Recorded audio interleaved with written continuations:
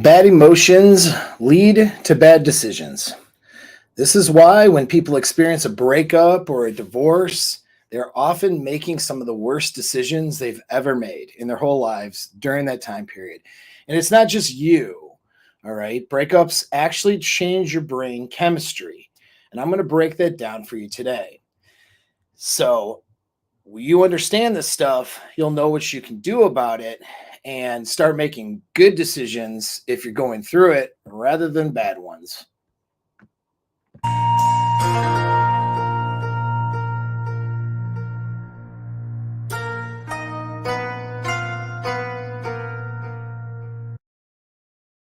All right, that was a rough intro. My notes, and I'm like looking at my notes and then like trying to remember what I was going to say. Anyway, well, welcome to the pod class, Apex Underground. Call it Apex Underground because algorithms don't always like what I talk about. So sometimes you got to find my videos. My good friend here, okay, guys, Sluggo's been watching my streams for a while, and he said, Paul, you are really in your element when you talk about breakups and cuckoldry. Why? For some reason, my most popular videos are the cuck videos because nobody talks about that. It's like the way that nobody breaks that down the right way anyway. So for whatever reason, that one has the most hits on my channel. But yeah, like a gnarly big brother giving these men the hard truths they need. Well, I appreciate that comment, man. So thank you very much. And hopefully you'll find value in what we're going to talk about today here. So yeah, we're going to talk about the breakup thing because breakups can debilitate. It debilitates people, but not just during the time that you're trying to get over the breakup and while you're getting through it, it actually makes brain changes and changes your brain, okay, for future relationships and future things that you're going to do in life. So not handled properly, a breakup can actually not, and I don't mean to say this in like a extreme way of thinking, but it can ruin your life. It can ruin your life if it's not handled properly. And why do I say that? Because it could change you on a down to a neurological level and cause you to make future decisions, future plans, how you see yourself, all that stuff. It changes for the worst for some people, and they never recover from it. They never become the better version of themselves. It essentially ruins that part of them. It doesn't have to be that way. That's why I'm doing this stream, okay? But that is a result for a lot of people, all right? And we don't want that to be you.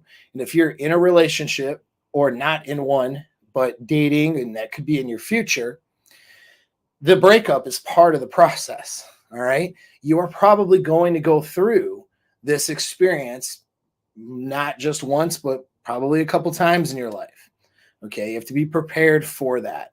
And so this is what's going to prepare you. And if you've gone through it, whether you're going through it right now or you're had, some time ago, there's probably some changes and things that happened there. And we want to make sure that even if it's late in the game, like your breakup was 2, 3, 4 years ago, we want to sort of do some things to get your mind right, okay, down to a neurological level, because your mind affects your behaviors. It affects how you feel about things, and it also affects your behaviors. And your behaviors and how you feel about those behaviors is the difference between you getting what you want in life and not, because that dictates what your actions are going to be like. All right. So we all know if you don't take the right action, you won't get the right results. But how your mind is set and how you perceive the world and react to the world greatly influences those actions that you take. All right. It's worth mentioning right now that I'm doing what is a divorce or breakup case study, which is guys who are either going through it or have been through it are working with me for 90 days. And I'm taking 5 this month. There's a couple of slots gone already, so we got a few left. All right. So if you are going through that divorce or breakup, I'm running the case study right now. Why a case study? Because I want to collect testimonials, not just, hey, Paul, you're great. There's a good testimonial. I got hundreds of those. You just go through my channel, look in the comment section. right? But I'm not talking about that, although those are very nice. Thank you very much, everybody. But it's more a guy's story. When a guy is going from, I was struggling in these areas or my life wasn't so good, and now I am doing this much better, and I'm doing this much better after a few months, that gives guys a lot of hope. So the reason why guys don't get changed for the better after these situations happened, after that breakup or divorce or whatever, the reason they don't change themselves for the better, they don't know, there's a number of reasons they don't know what to do or whatever, but the biggest reasons they don't seek out the right tools or the right way of thinking or whatever it is that they're missing, the reason why they don't seek that stuff out is hopelessness. So being in this scenario puts men into a state of hopelessness, in a state of, we could call it black pill thinking in a way, towards life, women, everything else. And they don't fix themselves when there are avenues to fix yourself, right? And not just fix like you're broken or something, but to make yourself better, stronger, have a greater life after all this stuff happens. And if you're hopeless and having that state of hopelessness, you can't do that. So whether somebody works with me or not, if I have compiled a lot of case studies where guy tells their story and it's gone from things aren't going so well to things are awesome, and it happens very quickly, because if guys work with me, that does happen for them very quickly. What ends up happening is it gives a lot of hope to dudes. Guys realize whether they do anything with me or not, whether they just stick with the free stuff or whatever on this channel, or whether they go and do something more with me, they know that there is, a chance and a hope. It's not just a wild chance, but there's a very good chance that they're going to be doing so much better after this situation happens. And that can give guys something to look forward to. And that's really important for guys who are in it. And those of you guys who've been through it and have been in it, and most of you probably have, having that like hope and forward thinking is critical to not suffering, at least not as much during this time period. All right. So that's why we're doing that. So again, I'm taking a few this month. Oh, if you're a candidate for it, there's a link to my Instagram. DM me. All right. Just DM me case study and we'll talk about it, or just tell me your story. Either way. So I'm talking to more people, using my Instagram as a way for that. I had a hard time because people would contact me and I wouldn't contact them for like months because I'm busy. People want my time, and so I get pulled in those directions, and then I miss, like, because you email several DMs on social media platforms and miss it. So I'm trying to like filter everybody to one platform so I don't miss. If you need something or you have a question, I can get to you in a quicker way and not have it be like forever later, right? So yeah, just DM me on Instagram if that's something. And again, even if you're not, well, my breakup or my divorce was a couple of years ago, if you're not doing as well as you could be doing, shoot me a message anyway, because you're going to find when we go through this information that these effects last a long time, and for some people can be permanent. We don't, so you got to do things to change that. And the quicker you do that and handle it, because that's the thing. So the way your brain works is you instill patterns of behavior, right? And it shows up as, the behavior shows up as habits, or it shows up as reactions. All right. But we instill these patterns in our brains. And the longer we instill those patterns, the more repetitively and the more intensely we instill patterns in our brain, the harder it is to break those patterns or to come out of those patterns. So if you have bad patterns built from previous relationships and they haven't been addressed or changed, the longer you keep doing those patterns, even patterns that you don't realize you're doing, stuff that you're unconscious, it's in your subconscious mind, right? You're just not aware of them. These patterns are going to be harder to break the longer you wait. It's best to handle a breakup or a divorce the right way during it. But if you don't, even if it's 6 months later, year later, it's best to start going back then and handling whatever bad or poor patterns and mental models and emotional reactions have been developed from that experience. They don't just go away. What happens is they instill themselves as the new default mechanism in your brain, and they show up in a number of different ways in future relationships, right? And in future things, that in future interactions. And a lot of you guys are there. You went through something, you dealt with some relationship situation that wasn't good for you, and now it's affecting the way you see women. It's affecting your dating life. It's affecting a lot of things, maybe in a current relationship. And so those are the things we want to change and unravel for you. All right. So we want to look at a couple things here. So what do we know about breakup? Okay. We know that it causes a lot of pain, right? We know that you have pain, and it feels like a physical pain, and that's not quite untrue. There's actually a physical component to it. I should be a sponsor for this hum. This is kombucha. I don't drink alcohol anymore. I drink kombucha though, and man, it's so good. Anyway, yeah, that we know there's a lot of pain there, right? But it's not just in your imagination, okay, that this pain is there. You can't just will it away, okay? Time does do something though, so there is an element of time. But there are neurochemical reasons why the pain is there, all right? Now, why learn about this and the way the brain handles it? You're learning about this for this major reason. Something we call metacognition, thinking about thinking. All right, so you're thinking about the thoughts and feelings you're having. When you can think about the thoughts and feelings you're having, you can understand this truth about it, which is that your emotions are not real. I'm putting it like in quote here, okay? Your emotions are a reaction to the world around you or to things that are going on inside of you, whether it's thoughts, whether it's stimulus on the outside of your body, right? Like something happens or whatever. Their emotions aren't objective. Emotions are subjective in their reactions. Okay.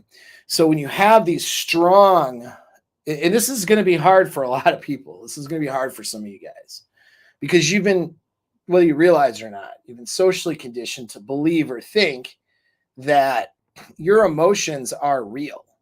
Like your emotions are the governor, so to speak, of everything. Like if it doesn't feel right, don't do it. And if it feels right, then go do it, right? Kind of stuff. We're taught and trained that emotions are the most, real thing we have going on. And this is why everyone emotes everywhere, why people cry on TikTok, why you have men filming themselves having fits, right? Because these emotions, and this is a very, gynocentric, we'll say, kind of a feminine way of thinking, because women tend to front load emotions before reason. I'm not saying women can't be reasonable or thoughtful or that they can't think or whatever. It's not anything like extreme like that, but there tends to be a front loading or an emotional filter that happens first. So from a gynocentric order, emotions are the most important thing because it's the filter in which we think. But that's not how a male brain works. Okay, that's how a traumatic brain works. Somebody who doesn't have emotional discipline or emotional self-control is somebody who can't put their emotions aside and let reason and thoughts dictate their behavior. Okay, but we're actually wired to do that. However, if our brain has been through trauma and problems, what ends up happening is we don't do that effectively. Okay, so we end up being, we end up putting our thoughts and behaviors through this emotional filter, and that emotional filter we have ends up being really destructive. Okay, so this is why healing after a breakup is so important, because you will be sending your thoughts and your behaviors, right? The things that you want to do based on those thoughts through an emotional filter that's essentially poisoned or broken. Okay, the filter's gone bad, and we need to change that filter, do a little bit better. Okay, I should mention, if you guys got questions, throw it in the chat. You don't have to have any questions, but if you have them, throw it in the chat. I do mention the thing about supers because when I get into my notes, I might miss your question. And so if you've highlighted it through some, like one of the super chat thingies or stars or whatever the hell they do here, it'll give me a chance to notice. I'll notice your stuff and I'll be able to answer it. Okay.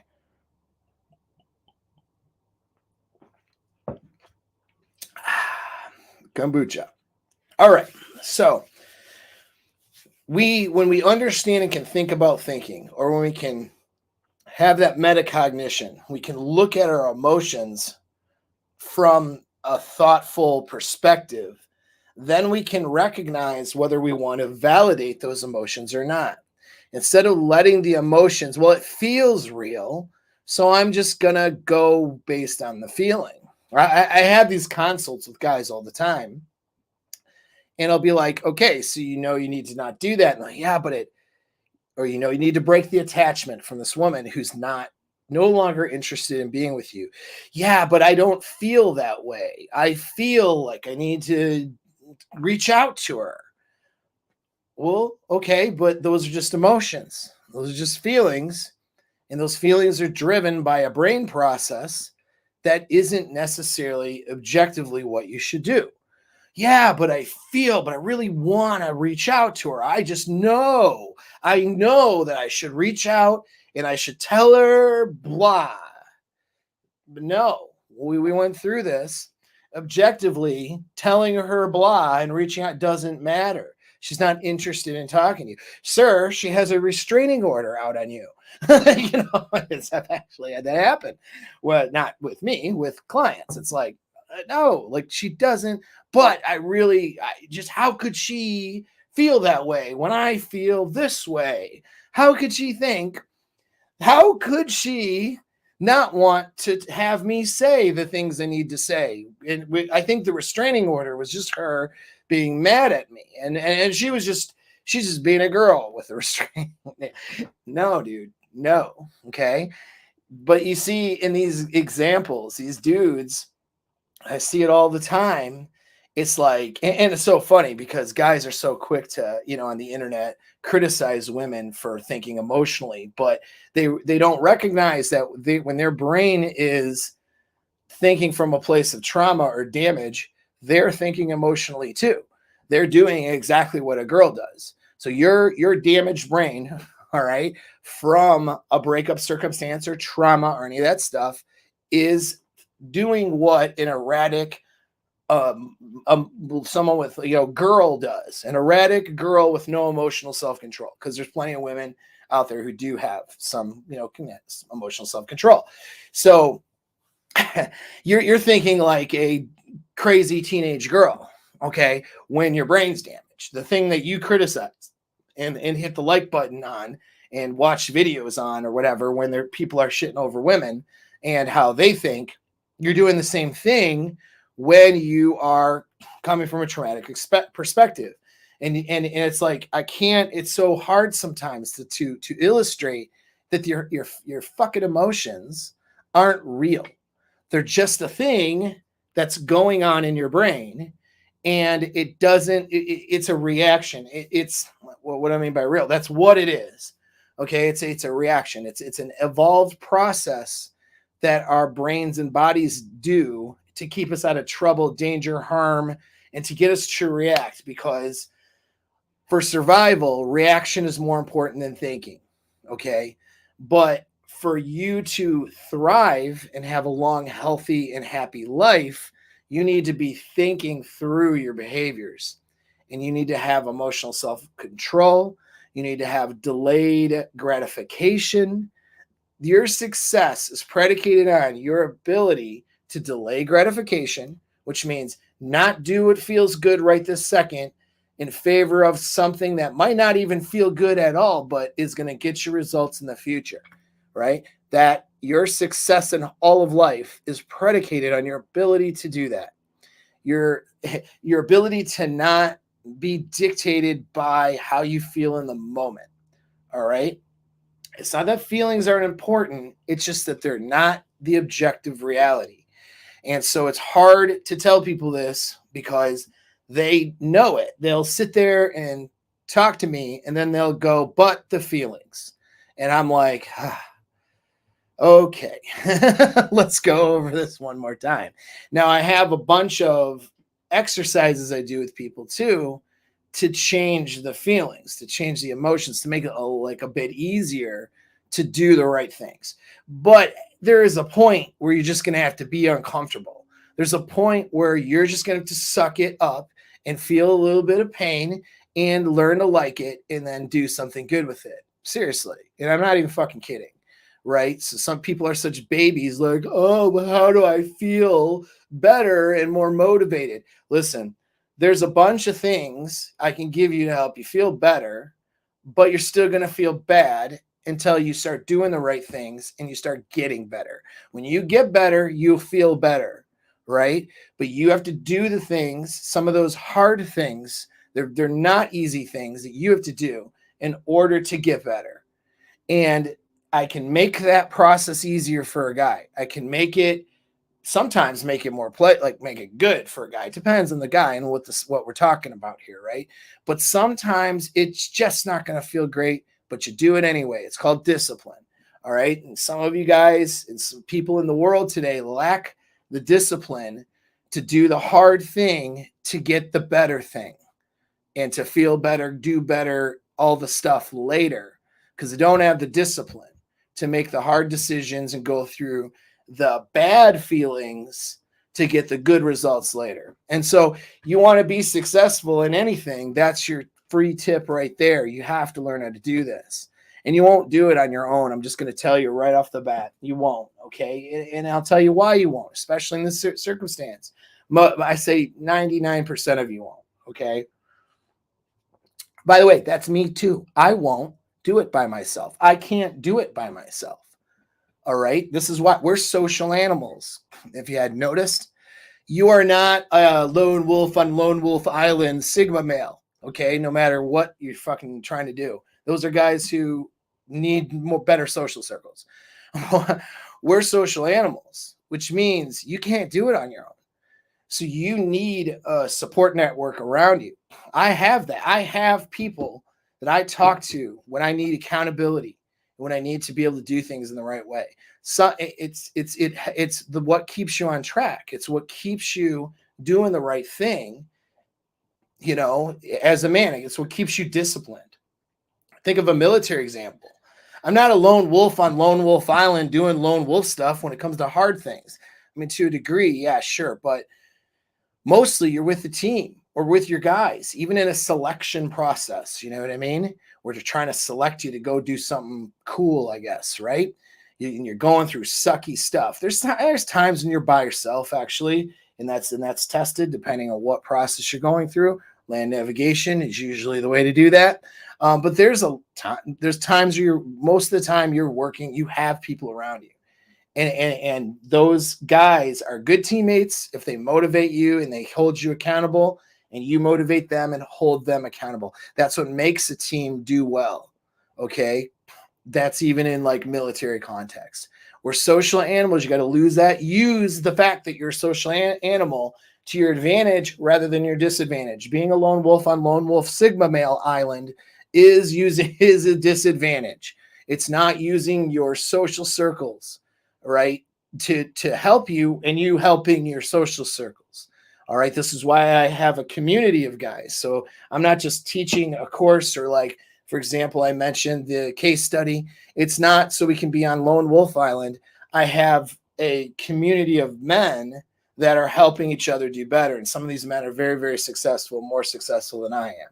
Okay. So it's great, but we keep you keep each other accountable. In fact, I'll mention, I have, of course, the community of the coaching groups and stuff, but you can join a free community right now, or maybe when the video's over, just by clicking the link in the description.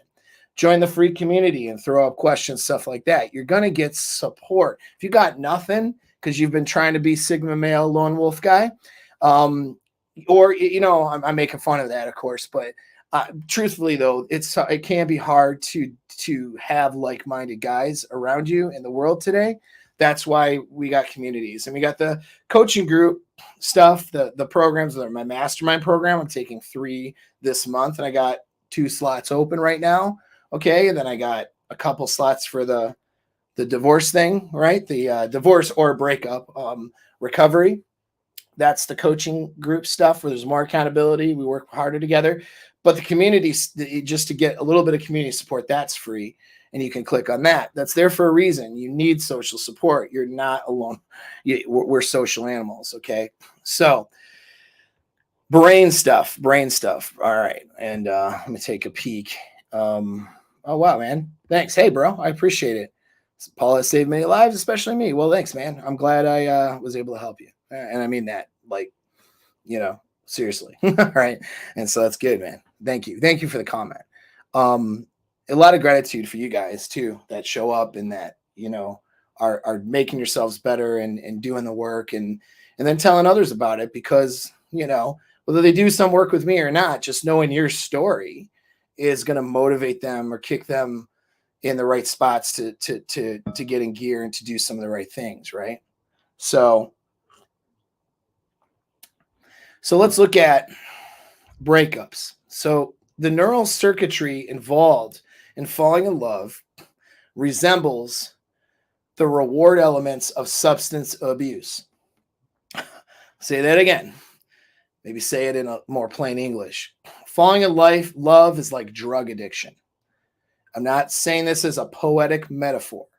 This is what it does to the brain. Okay. The thing that addicts go through when they're trying to get off a substance, be it alcohol, which is actually, for some people, alcohol is the most powerful and difficult substance to quit. For others, it's harder drugs, and for others, it's not even drugs, it's behaviors and stuff. And that's a different term for it. I talk about it later in the video as we go on. But falling in love has a neurochemical response, which can be healthy if done with the right framework, mental framework, metacognition, thinking about thinking. The right framework around falling in love is a healthy thing. And what makes it healthy is your boundaries, your standards, and how the other person is showing up and treating you. When the other person is showing up and treating you well, and really fitting well into your boundaries and standards and conditions too, is a little different. But your conditions, boundaries, standards, that your girl shows up and meets those and exceeds those, then this is a good relationship, right? And so your neural circuitry that is putting you into being in love with this person is healthy and good. And then your mental framework around that experience is really important, because she isn't always going to see you as the best guy that she's ever been with. There's some days she ain't going to like you. Okay. There's some days your girlfriend or wife is going to hate you. Now, hopefully that's only short periods of time. And then she, likes you, cares about you, loves you even more after going through those periods. Right. And if you've lost frame or some really huge relationships not going well, it's going to be for a lot longer periods that she don't like you. But when she goes through those periods of not liking you, you can't have your validation wrapped up in those opinions, because of the neuro circuitry and the neurochemical patterns that are happening in your brain, because of your emotions that aren't real, that you think are real, and that dictate and run your life like you're a damn prisoner, right? Those emotions can't put you in a framework of seeking and needing validation for this girl, even in a healthy relationship, because there's going to be days where she doesn't feel that way. And that's okay for her to not feel that way on some days. There's days where her feelings for you are going to be a little bit less, and there's other days where it's going to be a little bit, or maybe even a lot more. Having frame and seduction skills, which is what my mastermind guys work on, they make sure that loving you, wanting you stuff, the desire is there more often, more frequently, and more intensely than the other way around. And that's what keeps the relationship going, by the way, and keeps it together is her emotional buy-in. Because to a woman in a relationship, these emotions are all that matter for the most part. Okay, they dictate everything. Whether we can talk about them and say objectively that they're not real, for her, it is what the subjective decision and feeling to want to, to stay with you and to feel good about it is all based on these emotions. And so if you don't know how to handle these emotions and foster the right emotions and, breed the right emotions in your relationship, it's not going to go well. And maybe you didn't, and that didn't go well for a while. And maybe that's her fault. Maybe it's your fault. Maybe it's both your faults. But when that happens, you end up in a breakup. And that's what you guys were talking about now. Okay. But those feelings on a brain level in the process of falling in love and into attachment with somebody very much mirrors addiction. Okay. And so when we understand addiction, it brings us a new perspective as to what's happening with the brain when you're falling in love with somebody. Okay. So both of these experiences involve activating neurotransmitters like dopamine, which is responsible for that obsessive drug craving. So we're comparing now falling in love and attachment with addiction. Okay. And so the dopamine is the craving for the other person. The desire is where dopamine is. The sexual framework around that is part of that. The serotonin brings the pleasure and the happiness. So post high or during high, there's that serotonin. It's how you feel when you're in that comfort state with your girl and how she feels too. And then there's the oxytocin, which precipitates the connection and the bonding. And for you, there's something called vasopressin, which precipitates bonding and connection also, but in a slightly different way than what you might think. It's more of a protective thing. Okay. Now, there's specialized regions of the brain that are also influenced. All right. Orbitofrontal cortex, for example, plays a part in the prefrontal cortex, known for cognition and emotional regulation. So your emotional regulation and your thoughts are affected by this connection you have with her. And then you have the pleasure centers of the brain as well, okay, that are affected. The nucleus accumbens, for example.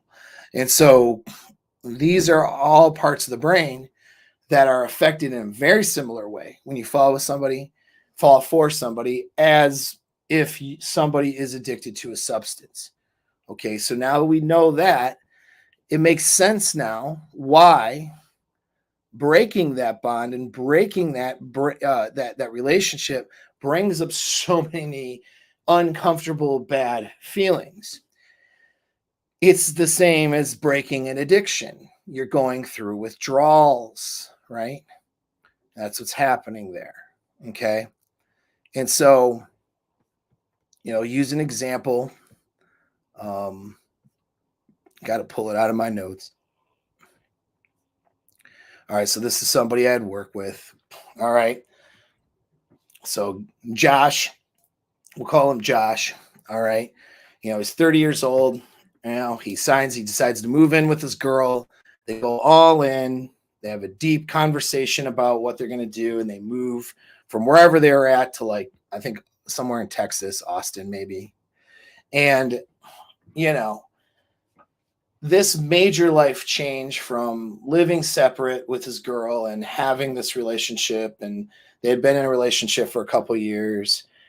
This major life change brought up a bunch of caused his girlfriend to kind of look at the situation a little differently. And she probably wasn't happy for a while. This is the thing. When girls do break up and make that choice, unless there's two ways it happens. One is there's a catastrophic event, like she caught you cheating on her with her sister or something, right? Oh no, so that blows it up. Don't do that, by the way. That would be bad. Or so that's a catastrophic event. Emotionally, she does want to be in the relationship, but this bad thing happened. She no longer trusts you. She's angry. You're not meeting the standards that she has for herself. or her boundaries are not being, are broken. And so she feels the need to break it up, which might be reasonable in that case, whatever, whether it's right or wrong, that's what happens. That's not the majority of breakups, though. For when a woman initiates a breakup, that's not the majority of the things that happen, of how it happens. Usually what happens is it's over time. She has been feeling a certain type of way for a while. She's been feeling not good about the relationship. She has less good days about her feelings with you than bad days. This is why frame is so important and why my mastermind guys work on seduction and frame, because there's something called the golden ratio, according to the Gottman Institute. You want to keep more positive, good days and good feelings and emotions more so than the negative ones. In any relationship, there's always going to be bad feelings, bad emotions. I've had even friends of mine in like the man coaching space, right? That like will say, oh, we never have fights with my girl, and that's never happened. Like, and I know they're lying. I know they're full of shit, because she's a roommate. If that's the case, love, feelings, and high emotions bring up conflict.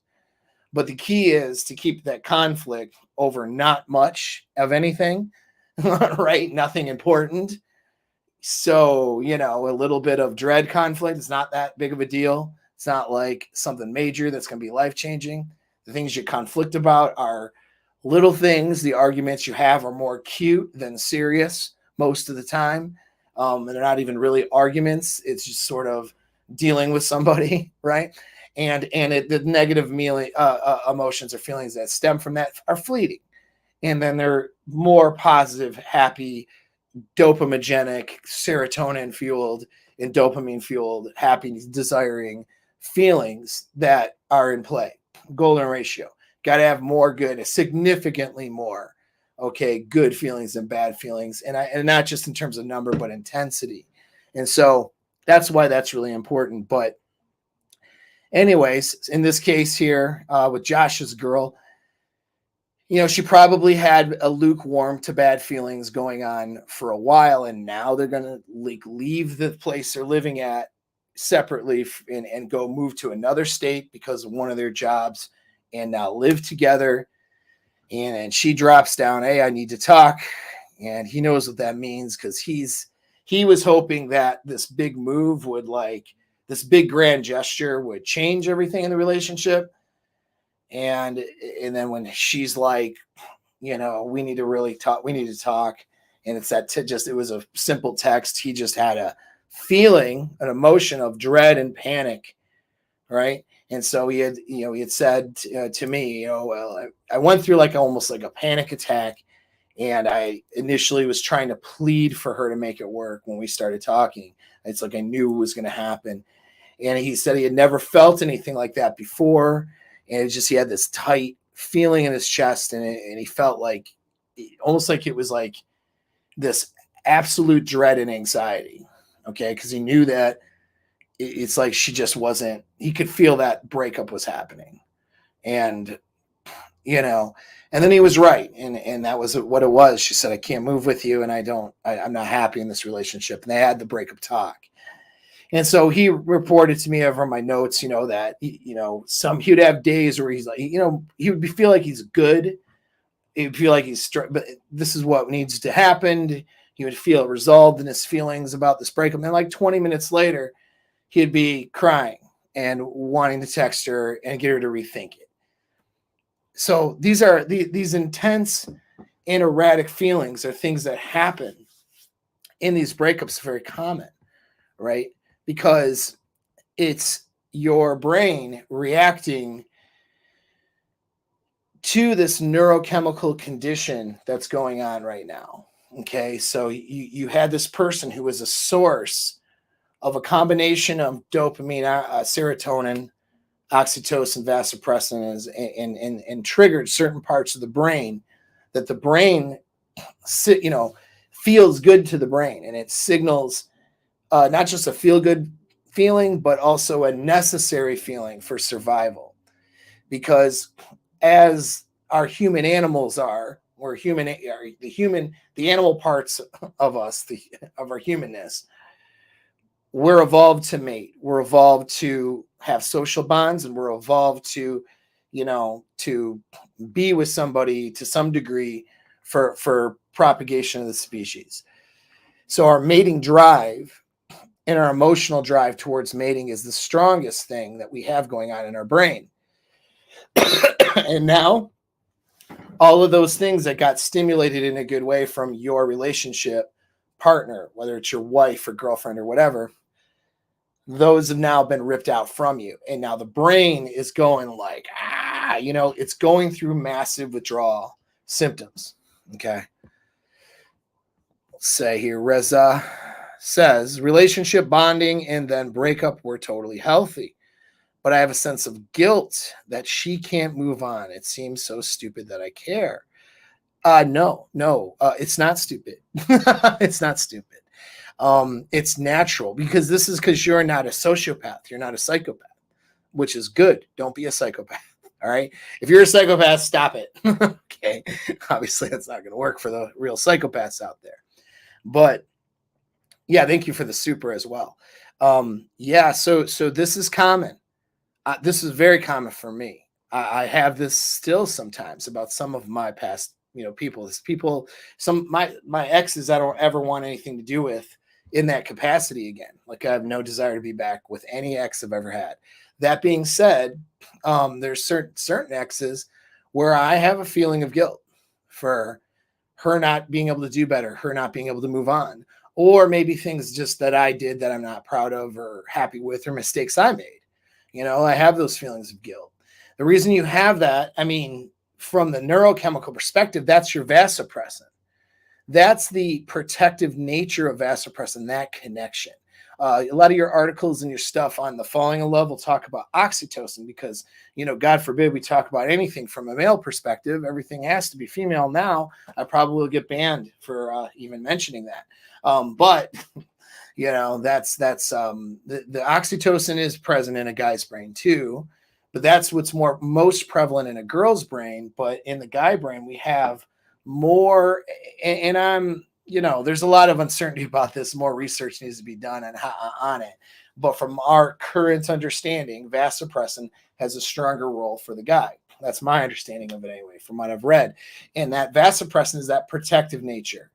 That's what makes you want to take care of the women and the children. Women don't have as strong of a vasopressin connection to the man. So this is why women seem to move on faster and don't have a protective nature over the guy. When women are like, man, it feels so bad because he's not doing well, it's pity and sort of a sympathy, but it's not the same heartbreaking feeling that you have when you look at an ex and go, man, she just hasn't been able to move on and I feel bad. And this will get you in trouble. Let me tell you, this feeling will get you in trouble in your future relationships, because what will happen is some ex will reach out to you. You're with your current girl and you're going to feel the need to entertain a conversation, and she's going to be pouring out her emotions and you're going to be trying to make her feel better.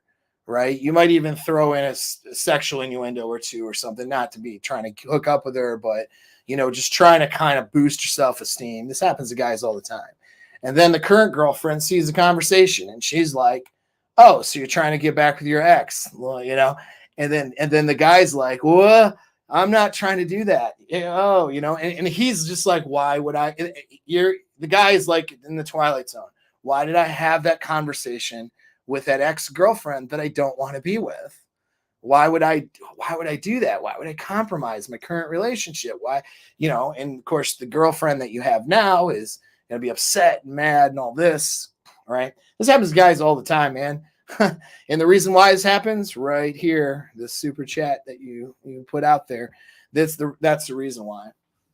It happens because you have a protective nature over women that you're with. And then there's this feeling to want to try to make them good, to protect them. And when you're in a current relationship and the relationship you're in and the girl you're with is better in all categories for you than your ex was.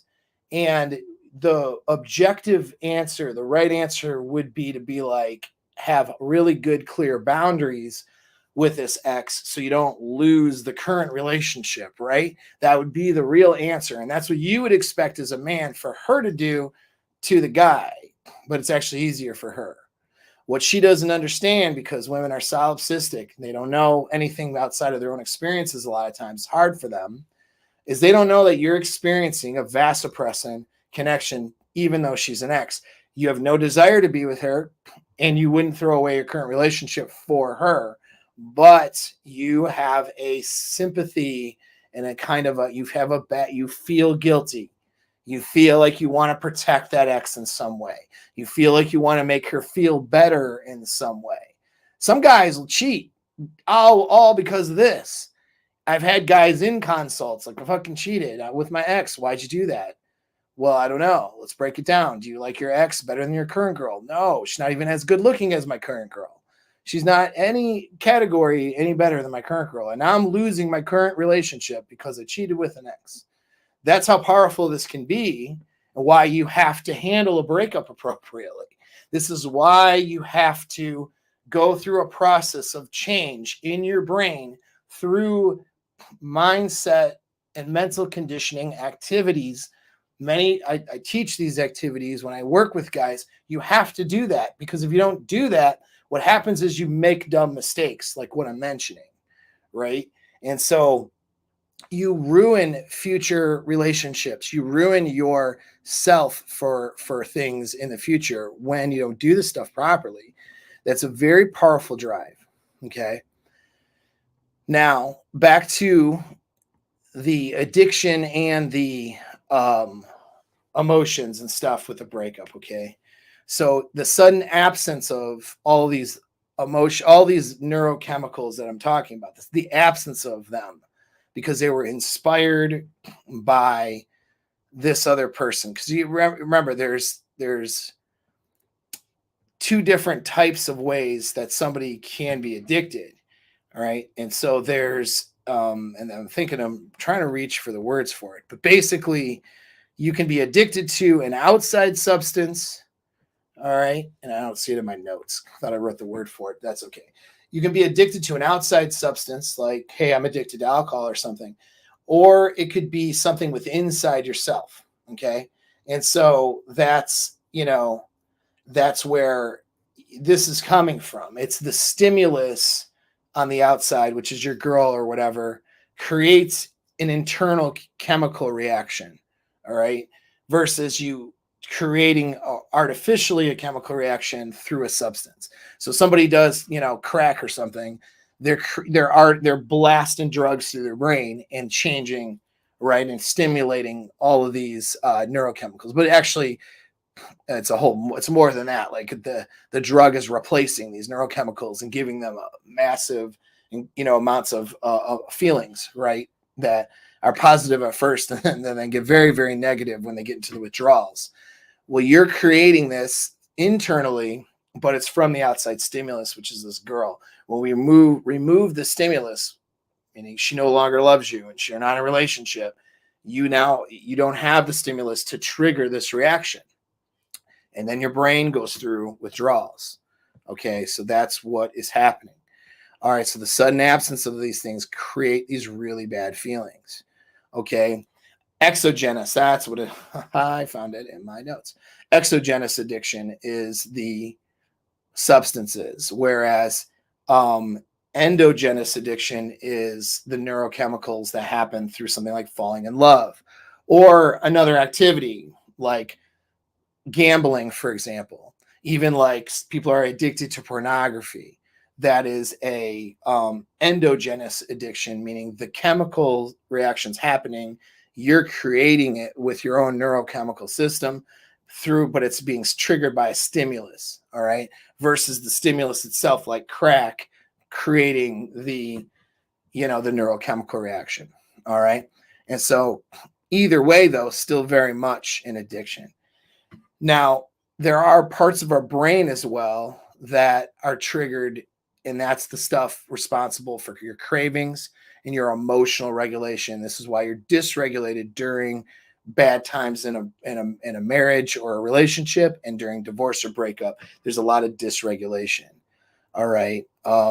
So the ventral tegmental area, I think it's called, is or VTA is what the literature, when I read it, it's these areas of the brain light up. There's different areas of the brain that are responsible for craving and emotional regulation. Okay. And that these are also lighting up during substance use. All right. So the desire to be near or close to somebody triggers these parts of the brain, stimulates them the same way that wanting to use a substance does, or using a substance. Okay. So you're going through withdrawals. That's what's going on. Now, the question is, can these short-term changes, we're talking neurochemical changes that happen in the short term or acute, can they change the brain long term? And the answer to that is yes. Okay, so this is the dangerous part. All right. This is how a breakup can damage you for good if you let it. If you let it. That's the key word there. Because stimulating these areas of the brain in this manner and then removing the stimulus creates a trauma. Okay, so a trauma is like damage. It damages these areas. Now, there's certain things you can do with damage. Okay, this is why I'm doing a case study. Why do guys in the first 90 days after, when they're dealing with the pain of divorce or breakup, or even if it's a couple years later and they're still dealing with some pain there, why is it in 90 days guys are like astronomically better when I have them doing the right things and working on their brains and their minds? Why is that? Why do they make, like, in myself, in my own life, I've made the most strides in my life, in some cases post breakup. We're talking financially. Guys are making more money and saving more money and getting out of debt and getting a better financial picture in 3 months when they do the right things. They're getting a better emotions and the feelings towards dating, towards themselves, a stronger sense of identity. Their relationships with their kids improve. Their health and fitness improves. Their appearance improves. So many things and so many strides happen when I work with a guy in 90 days, which is why I'm doing that case study. Remember, hit the Instagram, DM me on Instagram, case study, if you want to make these changes, and we'll talk about what that looks like. But why do they make those strides? They make those strides because the brain is changing and going through a heightened state in a way of neuroplasticity. Because of the stimulus and then removal of stimulus, you create a trauma. And with any trauma requires healing. Okay? Think of physical trauma. You get into an accident, you fall down a hill, you hurt your knee, right? Or something. Okay, so now you got a limp and a knee problem. Now you could do no therapy on it, and the trauma is going to heal to some degree, and you're going to have a limp for the rest of your life.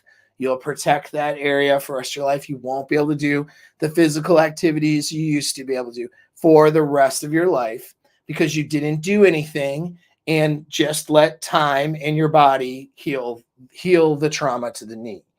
Or you do rehab, physical therapy, doing the right things, okay, as directed by what? A PT, a doctor, an expert, okay? You do the right things on that knee. What happens? Your knee could be stronger than it was pre-injury. It's able to increase that strength and do better because you broke it, and now you fix it, and in the process of fixing it, you build it. You build it stronger. This is what happens to your brain in your life. You've broken your brain, all right? And you've broken your life. Well, that bitch did it, or whatever, right? The girl, the ex did it. Okay? It broke you in a way. It damaged things. You can just go get along to get along, or whatever the hell.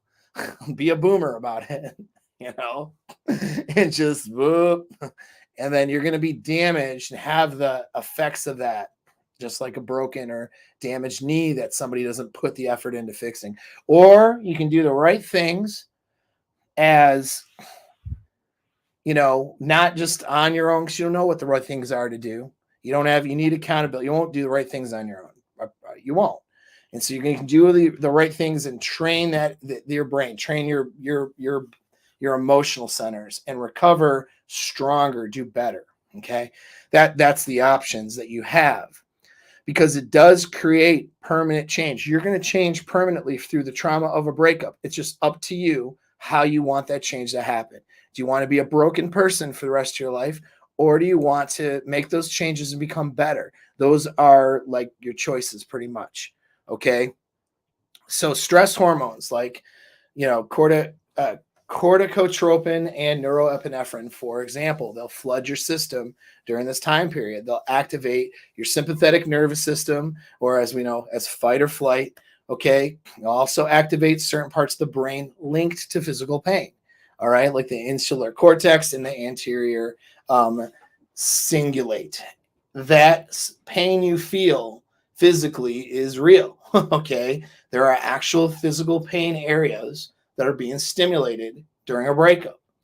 Okay. And this is where people will lose sleep, have heightened states of anxiety, feel a pain in their chest, or like feeling like being stabbed in the stomach, or tension in the body, in certain areas of the body, or whatever.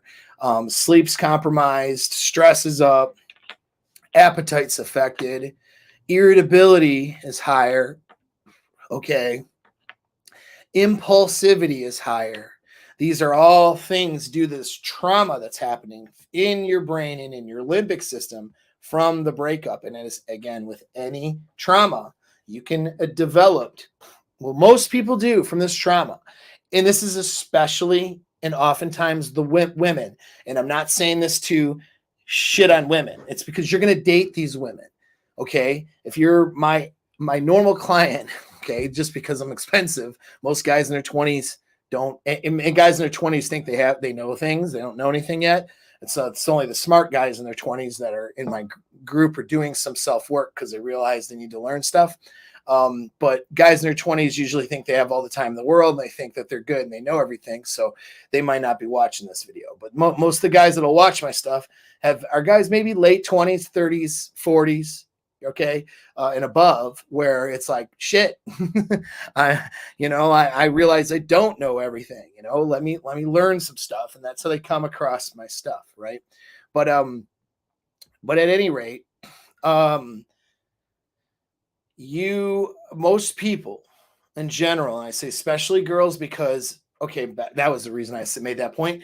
You guys are in your 30s, your 40s, your 60s, right? Whatever it is, you're going to date women who are probably closer to your age. Yeah, okay. Make all the jokes you want about my girlfriend being 20 years younger than me, but, not everybody does that. Okay. And it's not always the right choice for everybody either. Okay. You most likely are going to date somebody or be with somebody, if not within your own age category, maybe a little younger than you. But okay, so let's say she's 10 years younger and you're 45. She's still going to be 35 years old, which means that she's probably been through traumatic breakup herself, or 2 or 3. If she's a single mom with kids, some of you guys, throw caution to the wind and go there, and that's fine, whatever, if that's what you do. But she's been through stuff. She's been through shit. Do you think that she went to the physical therapist and the doctor for relationships, or do you think she went to horoscopes? She probably went to horoscopes. So the beautiful single mommy that you're trying to date, that throws all the sex at you and you're in the second month of your relationship, she's been horoscoping her way out of her breakups since her 20s. And what's happening there is not a lot of repair and fix on these parts that have been damaged, right? She's walking around wounded, traumatic, psychologically, emotionally. Because you have vasopressin, you're going to save her. You're going to fix it. I have a lot of vasopressin. I have a huge, huge protective streak. And it makes me mad at myself a lot. because I make decisions and choices. I've made decisions and choices in my own life to fuck my life up. Hate. Just destroy my whole life and then have to put it back together. I've done this in my past. Okay. I mean, I've done this before because I have a strong vasopressin streak. I have this streak in this protective nature. And you guys have it too. Some of the most masculine, dominant guys I know have the protective streak. That's part of being the alpha male. Okay. Do you think the tribal leader is just like, fuck everybody, I don't care about anyone? No. He doesn't stay a tribal leader for very long. Guys with leadership qualities have a strong protective streak. And this is a neurochemical thing going on in your brain. And that strong protective streak is going to cause you to wife up, relationship up, and try to save the wrong damn girl who's had a lot of brokenness and trauma. Half or more she did on her own with her own bad choices. Okay, usually more than half. And she hasn't repaired or fixed anything from it. And so then she's going to be in a relationship with you, dumping all of her bad behaviors and maladaptive behaviors that she developed through these experiences into your relationship. And now it's your mess to try to handle. And if she is unwilling or unable to fix these parts of herself, how good is that relationship going to be? Probably pretty shitty. All right. And so you're in for a real rough time. So the guy who's watching this is with a really cute single mommy with a sleeve tattoo on this side, and she's 34 years old, and Aiden is her world. Okay. And she just lost the ankle bracelet from the last incident she had with an ex. And she's a great girl because she throws the sex at you and she looks, trashy pretty, and you love her now. All right. You're in for it. She's been horoscoping and, looking at all the reasons why men are bad as the reasons for her trauma and not fixing anything. You're in for a treat. Okay, which is a bad breakup. You're in for exactly what we're talking about right now, but probably worse because you're in for a very devaluing relationship once the shoe drops and you're done with this honeymoon period. So for those of you guys doing that, have fun. You're not going to listen to me and get out of it. I mean, for God's sakes, she has a sleeve tattoo. Why would you listen to me? And so have fun. And give me a call or hit me up in a few months. You're going to need it. Right? But my point is, though, is people need to work on themselves. This stuff creates a trauma. And it's done it to you. And it's done it to the girls that you've been with. And sometimes, some of that shit's their fault, right? And I would say if those girls would approach it as if it's all their fault, they would then, not in a shameful way, but in a way of, I made bad choices to have that happen, so let me try to fix it.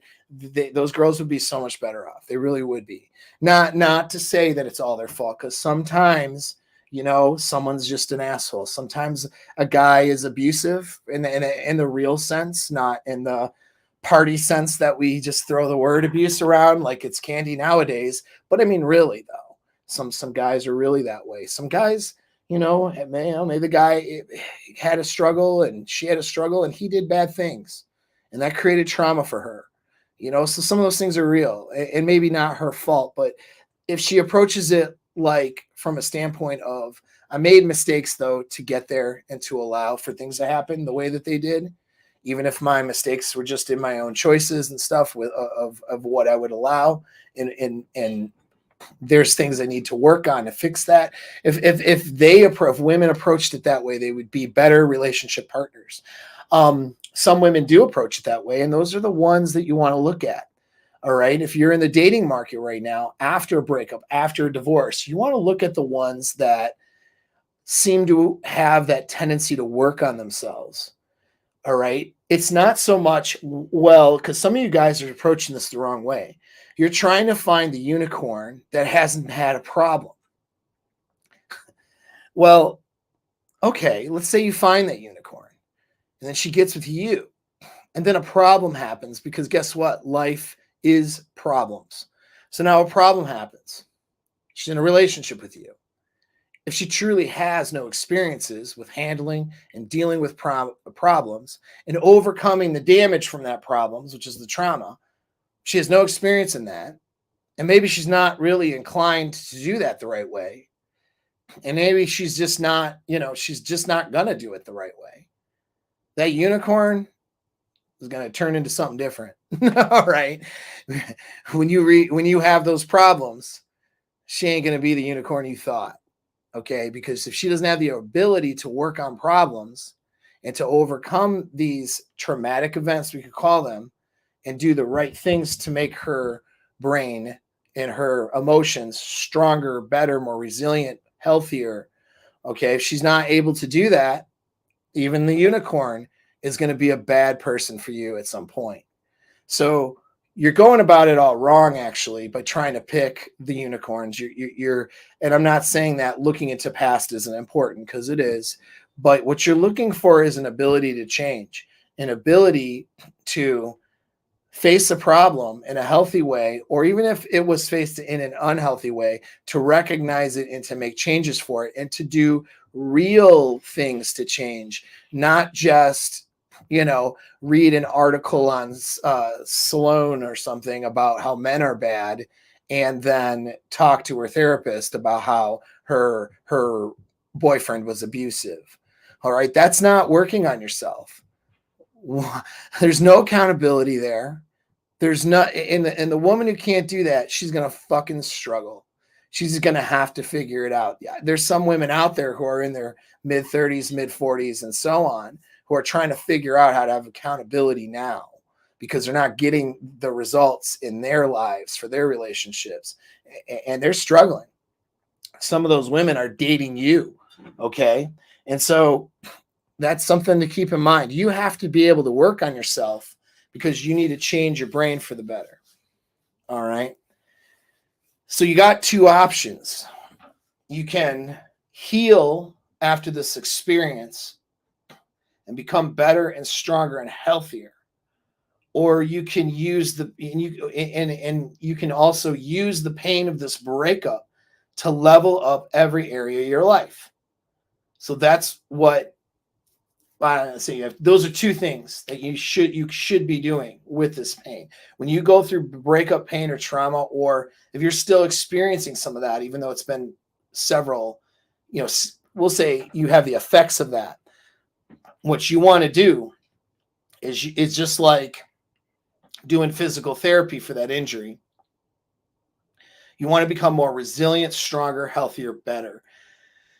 But not only that, you want to take any pain that you have and use that angst and use those bad feelings towards action to give you so pain is the biggest motivator. Listen, if you have pain in your life right now and you're not using it to better your life, you are fucking up bad, because pain is the biggest motivator that any human being has. Pain is the biggest motivator for your brain. Pain creates urgency. Pain creates a drive. The highest drive you have is going to be through pain. And so if you're not taking pain and channeling that towards doing things better in your life, making yourself better, you are failing. That's the definition. How are you a failure, or are you someone who can be successful? If you're not taking the pain and channeling it to doing better, you're a failure. I'm going to say that right off bat. You are a failure if you're not doing it. If you're wallowing in your pain, escaping to maybe drugs, alcohol, something like that, escaping to more pussy, escaping to finding ways to distract yourself, doing everything else, but taking that pain and channeling it to doing better and making changes in your life that are permanent and that are going to give you better results, then you are absolutely failing. You are a failure. That we can put a definition of being a failure or being successful right there, because failures don't take the pain and use it. Failures avoid the pain and wallow in the pain and, feel sorry for themselves and do all kinds of things, and they don't fix anything. All right. And that's most people. Most people are gigantic pussies who don't fix shit. And so if you want to do something different, you're going to take that pain and you're going to use it. That's how you're successful. The fact that you made a mistake, the fact that you lost your relationship, the fact that you got yourself into debt, the fact that you got fat, the fact that you whatever made some choices that were bad, or that you did something wrong. That's not the failure. The failure is in not overcoming those things, not taking the pain and the consequences of those things and making them better, making yourself better from it. That's the failure. All right. So you have to do that. And now there's a way to do that. Some of you guys know that, but then you're not going to do it the right way. I promise you won't, because this drug addiction, so to speak, because it's kind of what it is towards your partner and towards love, all right, is going to destroy your ability to be successful if you don't do the 5 things I'm about to tell you. All right. The 35 things I'm just kidding. But the 5 things I'm going to tell you. One is accountability. Okay. So you have to have accountability. This is why Alcoholics Anonymous and some of these programs work so well. There's nothing magic about it. The steps are good, and there's, I'd say there's actually a lot of magic about it, but the magic is very simple. The magic is in the accountability. Your brain is going to fool you and trick you and lie to you into doing all the wrong things because of this trauma or damage. And you're going to sit there and think that you're thinking correctly. This happens all the time. I got guys who will argue with me this and that because they think that, they're right. And they think because their emotions, feelings, and their brain is rewarding thoughts that are untrue. Their brain is rewarding ideas. Their brain is using all the cognitive bias in the world to justify stuff going on. And they are wrong. And they are going to make bad choices. They make bad decisions. Sometimes they're like, I know I made a bad choice, but I know I shouldn't have done A, B, and C regarding my ex or regarding my current relationship, or whatever. And then but guess what? I did A, B, and C. So now, Paul, help me fix it. That happens to me as a guy who mentors other people all the time. I'm not mad at them when it happens. I know why it happens. But it's to prevent that from happening. This is why guys get in a coaching group with a community with me, not just, yes, you can do the one-on-one session with me, but then the problem is I don't talk to you and you have no accountability. And then what happens is you don't do what I said. And so you know what to do a lot of times, but you won't do it because your brain is going to trick you. It's going to lie to you, and it's going to fuck with you. And it's going to do that because of this neurochemical reaction that's happening in the brain. I think that's a good time to show this video because my good friend and client, Laurent, did a nice testimonial video, but it's not just so I can be like, look at me, look how cool I am. But the reason for the video is the way he talks about it. He talks about it being hard at first. And so have you guys watch this. All right, real quick. We'll share that screen there. So no. Stick with me until the end for the real answer. We can start at the beginning. Hopefully the volume is good. My name is Laurent. As you can see, I'm in my natural habitat of Japan. I've known Paul for 4 years, something like this. And the question he asked is, did you see a marginal improvement in your life? So no. Stick with me until the end for the real answer. Okay? So, with Paul, you're going to change your inner game. You're going to change your personality. You're going to change who you are. You're going to change who you thought you were. You're going to discover things that you didn't know you had about yourself. And Paul is no feel-good kind of guy. If you think, oh yeah, but I need to feel good, fuck that, you don't belong there. It's going to feel horrible in the beginning. You're going to find another self. See, my story is I was a nice guy. But there's no more Mr. Nice Guy and all these things. And what happened after that is I found myself. I found who I really was. There's a lot of tough love involved. There's a lot of exercise. And it won't feel good. It'll feel incredible. And is it worth being with Paul? Fuck yeah. You'd be a new you. You'd be looking at yourself like, who's that person? Who was I? So you see, girls always say, I need to find myself. You're going to find yourself. Except it won't feel good. It'll feel awesome. All right? So go with Paul. All right. Well, that was very, very nice again. I was a lot of gratitude for him for doing that. He even did the editing and stuff. I didn't even do that, like the editing. Anyway, whatever. But the point, what is he talking about, though, is that the initial change and the work doesn't always feel awesome. All right. Getting through a breakup doesn't feel good. But you go through the hardship, and this has to do with delayed gratification. You go through the hardship, all right, of handling this stuff in the right way to feel amazing later. And it's not just feeling amazing, it's having an objectively better life later. That is the reason for doing the right things here. If you've gone through a breakup and a divorce, or if you're going through one right now, you are in the most critical time of your life because your brain changes from this event. There's a trauma that happens. And you can take during this event, this breakup, and this going through the process of divorce, you can take this changing brain and cause it to change for the better. Okay.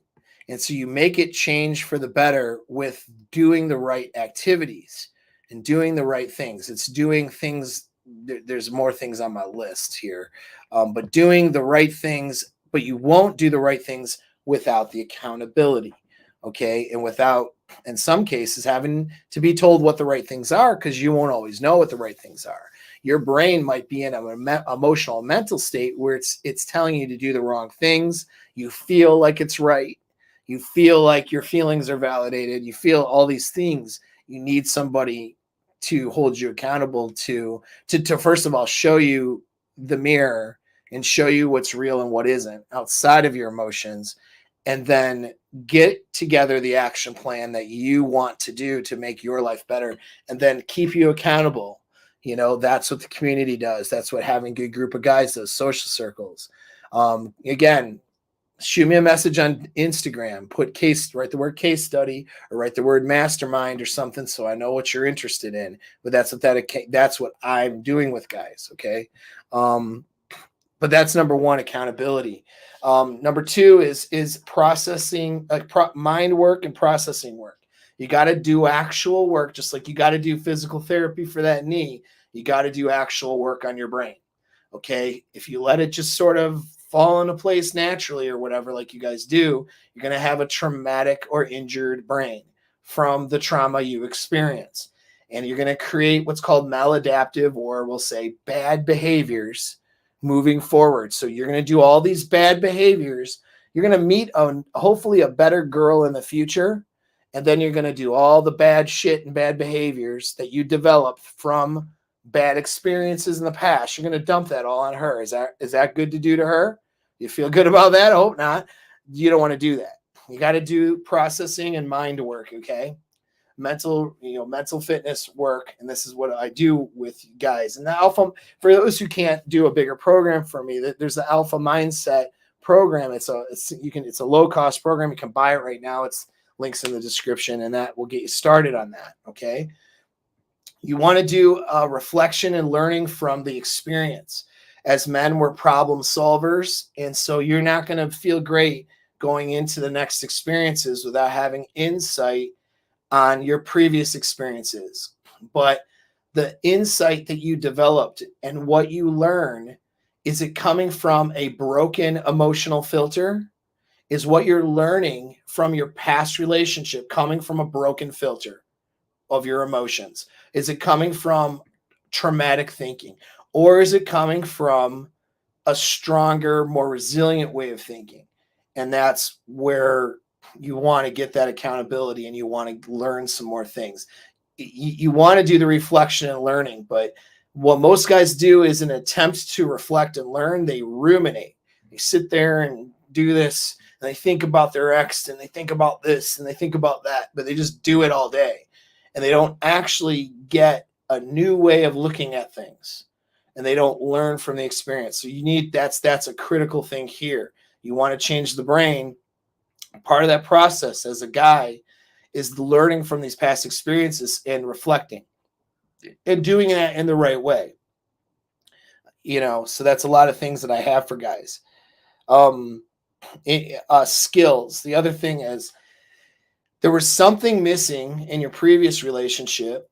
And if you've gone through a tough breakup and didn't handle that well or made mistakes, there's something missing there too. And that's a skill set.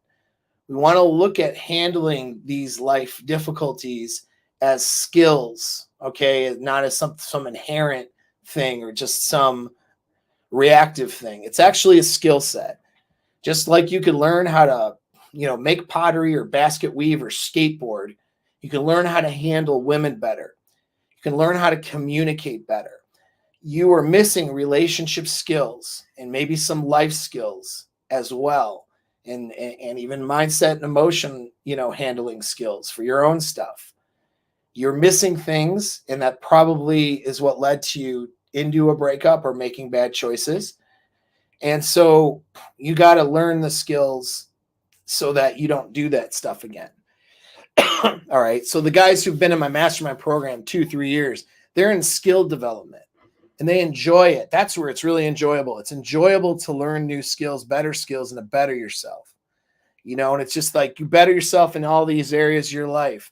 And when you're learning little parts and little skill sets to better yourself in certain areas, it's great. It's a great feeling. That's the good feeling stuff from the bad feeling stuff. All right. Is the continued work in the skill development. And then the fifth thing is their sexual market value. So this is funny. Big wrench. Nothing has created more bodybuilders than breakups. Oh, right. No shit, right? And it's true, because you have more time to work out and you get out that energy. And I highly suggest a fitness program to guys who are going through that. Okay, but it does a lot for you mentally, emotionally, physically, health wise. But it also does things for you in terms of sexual market value. So what's sexual market value? It's your appearance. So paying attention to looking better, paying attention to being more healthy, being more physically fit, having better, stronger, more alpha, more dominant behaviors, improving your status, social status, improving, your financial state, right? These are all things that contribute to your sexual market value, make you attractive to a woman. Why is that important to work on? Because if you're a shell of who you were, let's say you were married for 10 years and you aged in those 10 years and you got complacent maybe in certain areas of your life, which happens. It's okay. Not shaming you for it.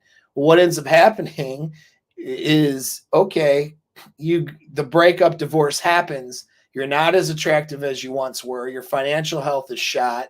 Your emotional health is shot. All these things are in compromise. How are you supposed to do better in life and feel and have like you can do better? Take those emotions and use it to your advantage and feel like hopeful, feel like you can do better, have the right plan to do better if you're a shell of who you once were.